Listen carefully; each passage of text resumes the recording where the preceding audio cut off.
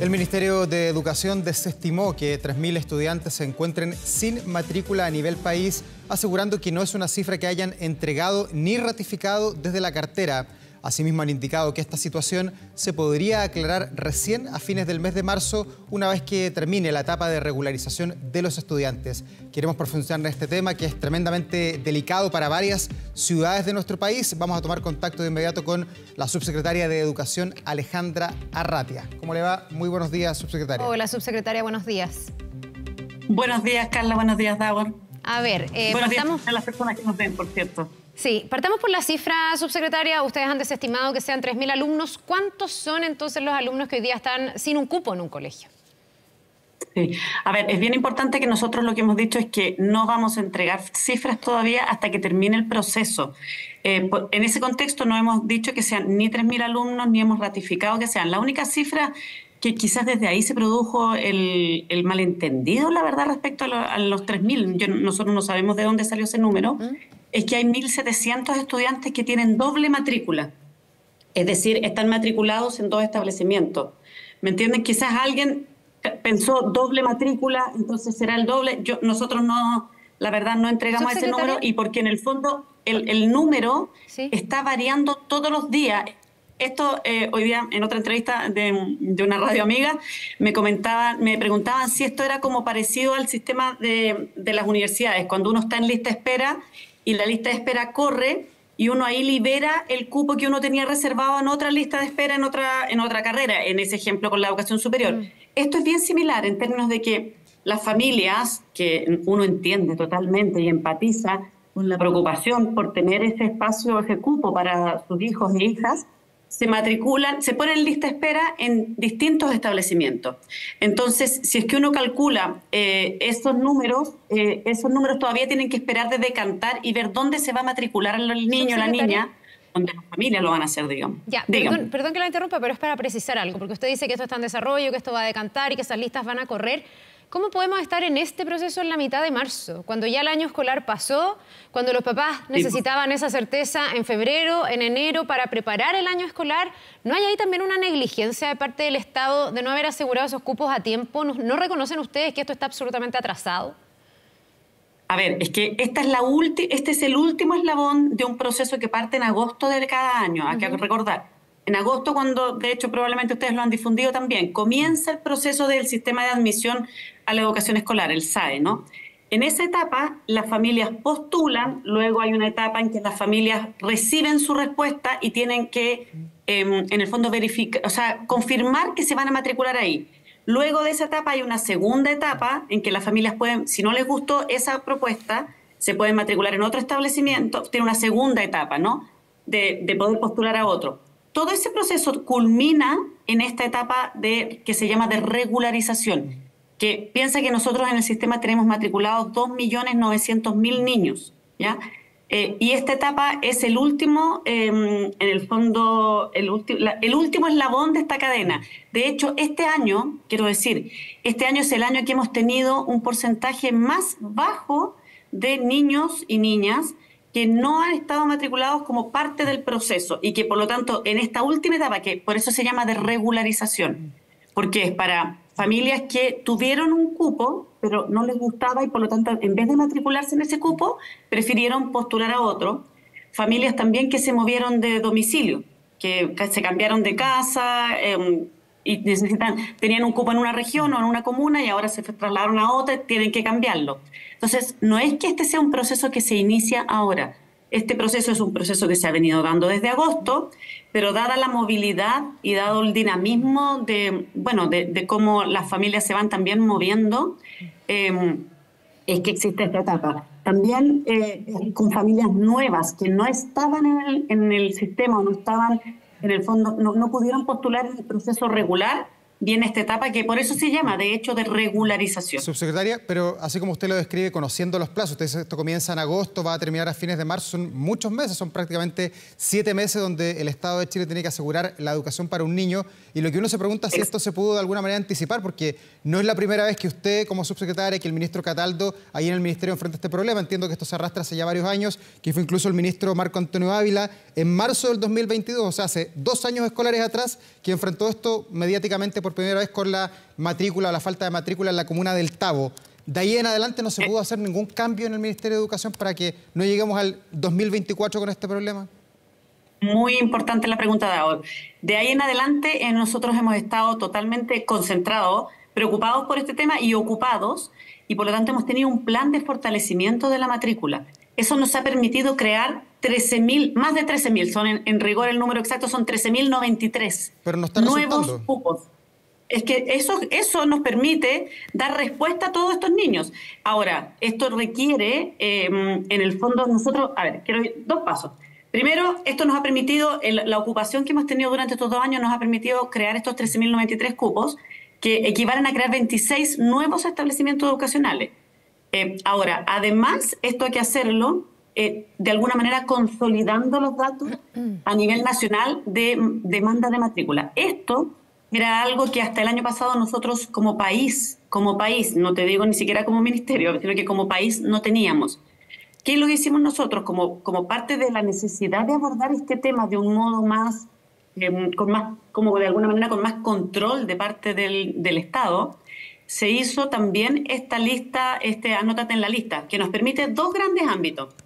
El primero, o 2 grandes dimensiones, podríamos decir. La primera es que las familias puedan postular sin tener que hacer lo que se hacía antes. Si ustedes recuerdan, estas largas filas afuera de los establecimientos o personas que tenían que dormir en carpa. ¿Se acuerdan ustedes el año pasado que teníamos? Sí. Ahí el ministro, en su momento el ministro Ávila dijo, nosotros vamos a hacer un sistema online para que esta etapa de postulación pueda ser más ágil, más expedita para las familias y las familias no tengan que hacer ese proceso.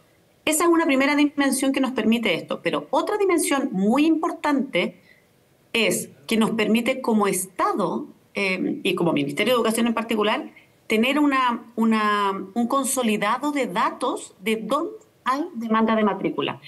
Nosotros hasta el año pasado lo que teníamos es que cada establecimiento tenía su lista de espera y cada establecimiento por lo tanto tenía esa información. No había un consolidado de esa información más que, por cierto, con lo que nosotros podíamos ir identificando de lugares donde había demanda. Sí, pero igual, solo quiero terminar una idea, que el tener esa información nos permite adelantarnos mucho más. ¿Me explico? Sí, lo que pasa es que hay algo que no se entiende en la respuesta que han dado ustedes como autoridades de gobierno, porque yo la escucho a usted y entiendo que usted está reconociendo que hay un tema de tiempo, que sería normal, cosa que me llama la atención, que en esta etapa estemos en una etapa de regularización y por lo tanto tengamos niños que todavía no han llegado definitivamente a ese cupo que usted dice que existe. Porque lo que yo le estoy entendiendo a usted es que dice que esto tiene que decantar y que va a llegar un momento en que cada niño va a tener su cupo. Pero el ministro de Educación ayer reconocía que había aquí una presión gigantesca por parte de la migración, que se requeriría construir más colegios. Entonces, la pregunta, y cerrada para ver si me puede decir un sí o un no, es: ¿hay la cantidad de cupos que hoy día requieren la cantidad de niños que tienen que entrar al colegio? ¿Los cupos están? A ver, es que es muy importante los niveles de tu pregunta, Carla, porque a nivel país, sí. En Chile, cuando uno mira a nivel país, ya cuando uno mira la matrícula... Sí, pero es que, perdón, nos sirve que yo estoy en Santiago y hay un cupo en Iquique. O sea, en el fondo entendamos que la pregunta tiene la lógica de lo que las familias necesitan. En Copiapó, en Alto Hospicio, en Quilicura, en Lampa, las comunas donde faltan los cupos. Por supuesto, déjame avanzar hacia allá, déjame explicar para allá. A nivel país, nosotros tenemos como país más oferta que la demanda que tiene. Ahora, el punto es que eso tiene que ajustarse en 2 variables, tanto los cursos en que hay más oferta y hay más demanda, como los lugares. Y ahí es donde es la pregunta. Nosotros efectivamente, por eso estamos creando nuevos cupos, porque efectivamente faltan cupos en algunas regiones, en algunas comunas más que en particular. En algunas comunas falta cupo y por eso es que estamos en este trabajo que yo les decía, creando nuevos cupos. Si uno mira, por eso les decía que hay 2 dimensiones. Si uno mira, claro, a nivel país, uno dice, bueno, ¿por qué? Si tengo cupos. Pero el punto no es a nivel país, sino que el punto es a nivel de cada comuna e incluso hay que ir un paso más al fondo, es a nivel de cada establecimiento. Ahora, ¿qué es lo que estamos haciendo nosotros? Recordar aquí, el que crea o quien crea los cupos no es el Ministerio de Educación, es cada sostenedor, ¿ya? Cada sostenedor público, cada sostenedor particular subvencionado. Entonces, ¿cómo funciona esto? Lo que nosotros tenemos un trabajo bien, perdónenme lo coloquial, pero bien de hormiguita, en términos de que va Nuestros equipos de la Seremía, de la Secretaría Regional Ministerial, con nuestros equipos de gestión territorial, tenemos desplegados los equipos en las regiones en que hay más dificultad, creando nuevos cupos, habilitando nuevos cupos, pero con los sostenedores. Entonces, lo que se hace es, por ejemplo, se va a ver, primero medio es un curso en que hay mucha demanda. Entonces uno dice, bueno, en los primeros medios, tengo informados 30 cupos por cada primero medio. Estoy dando un ejemplo, ¿ah? Y si por reconocimiento oficial ese establecimiento me permite hasta 35, ok, habilitemos estos 5 nuevos cupos. Entonces uno habilita 5 cupos por cada primero medio y va creando. Ese es el proceso a través del cual yo les decía que se han creado 13.000 en estos 2 años. Desde agosto, que comenzó este proceso que yo les decía, hasta ahora hemos creado más de 6.000 nuevos cupos. Ya, pero subsecretaria, perdón, ¿esa fórmula alcanza a cubrir la demanda que hoy día hay? O sea, ayer el ministro hablaba de que se tendría que construir 300 colegios. O sea, no estaba hablando de abrir algunos cupos en algunos cursos. Decía que había que construir nuevos colegios. Y ayer se generó toda un debate, digamos, una polémica respecto también a si el Estado tiene la capacidad de entregar esos cupos, si esto debiese reemplazarse con inversión privada, pero muchos recordaban que la reforma lo que hizo fue quitarle incentivo al privado. Algunos ven que en eso hay un fundamento, algunos ven que no hay un fundamento, hay una cosa bien ideológica del lucro, del no lucro, una serie de cosas. Pero la pregunta es, súper de fondo, para esa mamá que hoy día está en Copiapó protestando, que vive en la localidad de Los Loros, y que le están ofreciendo un cupo a 50 kilómetros en Tierra Amarilla, y hoy día, segunda semana de marzo, no tiene dónde estudie su hijo, ¿cuándo va a tener la solución para que su hijo vaya al colegio? ¿El Estado le va a poder garantizar que su hijo pueda ejercer el derecho de estudiar? Hoy día el Estado no puede dar esa garantía, porque ahí no se nos puede olvidar que están los niños de fondo. Sí, por supuesto, y para eso estamos trabajando. Hay tres preguntas en tu pregunta, Carla, que quisiera responderle a las 3. La primera es, en el fondo, si se van a poder generar todos esos cupos, y nosotros en eso es lo que estamos trabajando. Hay que recordar, y lo hemos insistido varias veces, que una alternativa es ir creando esos nuevos cupos. Cuando ya no hay más cupos que crear, lo que uno puede hacer siempre es autorizar flexibilidad horaria. ¿Qué implica autorizar flexibilidad horaria? Que la escuela, en vez de tener jornada escolar completa, pueda tener doble jornada. Y con eso uno puede duplicar los cupos. ¿Me explico? Entonces, lo que estamos trabajando es en generar la mayor cantidad de cupos posibles, abrir nuevos cursos, aumentar esto que te decía de sobrecupo, habilitarlos, pero si no, también se puede llegar a habilitar, autorizar, digamos, esta doble jornada. En eso estamos trabajando y a eso vamos a avanzar en aquellos casos en que ya no sea posible tener más cupos. Respecto al tema de la autorización de apertura de nuevos colegios, quiero decir que desde el año 2019 hasta la fecha se han pedido del orden de 300 autorizaciones para creación de nuevos establecimientos educacionales, de los cuales se han rechazado menos del 10%.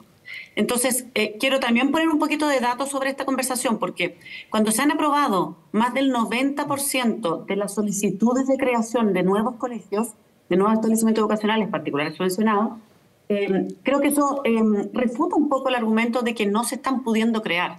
Nosotros estamos trabajando en un protocolo para facilitar en el fondo el proceso e informar de mejor manera o con mayor información, ¿no?, a los particulares subvencionados que quieren crear establecimientos por demanda insatisfecha. Por lo tanto, ese es un tema que en el fondo está teniendo respuesta.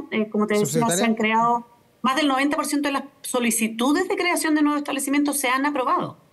Sí, y lo tercero de los loros, sí, se nos va el tiempo. Pero solo quiero decir que ahí lo que hay es una reubicación producto de un tema de, en el fondo, de la situación de infraestructura del establecimiento educacional, que requiere más tiempo. Entonces, ahí no es un tema, es un tema un poco distinto que tiene que ver con la situación del establecimiento. Sí, un tema que tiene múltiples aristas. Ustedes nos han entregado aquí algunas explicaciones, pero pese a todo, al parecer las explicaciones no son suficientes porque ya se anuncia en el Parlamento la creación de una comisión investigadora en torno a este tema. Ya se ha oficiado la Defensoría de la Niñez. Hoy día algunos parlamentarios van a ir a la UNICEF para que entregue algún pronunciamiento sobre lo que está pasando bajo el Estado de Chile con no asegurar la educación a estos niños. Y también hay varios senadores, como la senadora Proboste, que han puesto algunas opiniones sobre la mesa y quiero preguntarles sobre ese tema.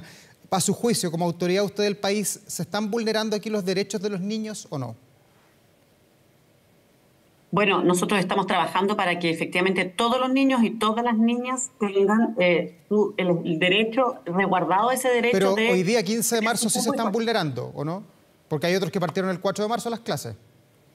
Sí, pero nosotros tenemos, en el fondo, lo que estamos buscando, ojo, este tema de tener falta de matrícula es un tema que el país siempre ha tenido este requerimiento. Lo que estamos haciendo ahora es tener un sistema que nos permite mantener información consolidada respecto a ello, de modo de poder dar una respuesta más pertinente. Porque cuando tú tienes una lista que está en una escuela sin tener, en el fondo, sin que el Estado pueda tener esa información, es más difícil poder responder. Esto requiere medidas de corto, de mediano y de largo plazo. Nosotros estamos abordando las medidas en los 3 niveles. Estamos abordando, como les decía, la creación de sobrecupos con todas estas estrategias que les decía. Hemos instalado salas modulares y estamos además haciendo construcción de colegios. Estuve la semana pasada en Arica, por ejemplo, en un establecimiento educacional que el establecimiento tiene 75 y estamos construyendo otro que nos va a permitir aumentar a 350. ¿Y de dónde salen más profesores para poder hacer estas dobles jornadas y esto que usted dice que está en este plan de contingencia que se podría implementar? Bueno, ese tema también lo estamos trabajando y efectivamente nosotros podemos, tenemos en el fondo las y los trabajadores de la educación, no solo profesores, sino que también asistentes de la educación, que están en el fondo trabajando en el sistema para abordar. Esto no es completamente, no es que tú vayas a tener todos los niños en un solo establecimiento, pero en el fondo esto es más bien como repartido a nivel de esas distintas comunas y regiones. Por lo tanto, son los mismos equipos que están trabajando ahora que van a tener, en el fondo, que van a asumir esta demanda distribuida. No es que tú tengas todo en uno solo. Sí, para finalizar, por lo menos de mi parte, ¿cuándo ustedes ya van a tener esta etapa de regularización terminada y por lo tanto distribuido los cupos y por lo tanto la certeza? Me imagino que vamos a tener que conocer esa información de cuántos niños efectivamente no tienen matrícula. ¿Cuándo se acaba esta etapa de regularización? Eso, muy importante porque nosotros entendemos totalmente la preocupación de las familias y es por eso que estamos preocupados y ocupados generando todas estas estrategias, ¿no? Que hemos venido generando desde agosto, bueno, desde hace 2 años, en particular para este proceso desde agosto, como les decía, ¿no? El proceso de regularización termina en marzo. Esta es la etapa en que ocurre el proceso de regularización. Sin perjuicio de ello, siempre hay en el año otros niños que llegan y se van matriculando, quiero decirlo. No es que en marzo se cierre y ningún otro niño o niña puede ingresar al sistema. Pero esta etapa de regularización concluye en el mes de marzo. Ya, ¿y niños que hayan perdido el mes completo de clase las recuperan o esas clases se perdieron y punto? Por cierto, siempre los establecimientos educacionales trabajan con planes de contingencia y en el fondo medidas que permitan abordar la recuperación de clases para los niños y niñas, de modo tal de resguardar el plan de estudio. Sí, subsecretaria de Educación Alejandra Arratia, le agradecemos esta entrevista para, de alguna manera, aterrizar este tema de que tanto se ha comentado en las últimas horas y también para entregarle algo de certeza, de tranquilidad o quizás también mayor incertidumbre a mucha gente que está pendiente de este tema, que se repite no solamente en la región de Atacama, sino que lo decíamos en Alto Hospicio, en el norte, y también acá en la región metropolitana con un par de comunas. Ojalá en la próxima entrevista tengamos más certezas que incertidumbre, subsecretaria. Muchas gracias. Gracias, que le vaya muy bien. Que estamos avanzando en este tema, en la creación de nuevos cupos y nuevos espacios para acoger a todos y todas. Gracias, que esté muy bien. Buen día. Que le vaya bien. Buen día.